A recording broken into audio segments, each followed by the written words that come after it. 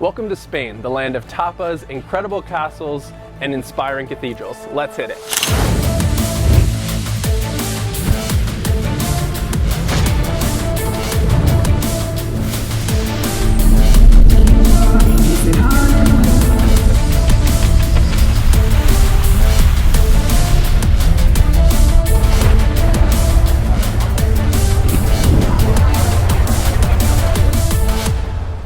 First, I want to show you Spain's unique style of eating, and that is tapas. While many countries around the world focus on having one big plate or a big meal each, Spaniards instead, they're more of a sharing culture, so they'll grab many tiny meals, usually around 9 p.m., come to a location like this outside and share. Spain is covered in castles, ranging from the World Heritage Site of Alhambra Palace in Granada to Santa Barbara Castle in Alicante.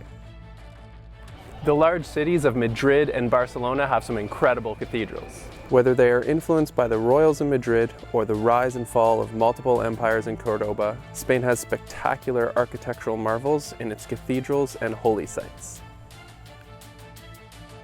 Well, that wraps up an incredible week in Spain. The food, culture, and people were all amazing, and I can't wait to come back.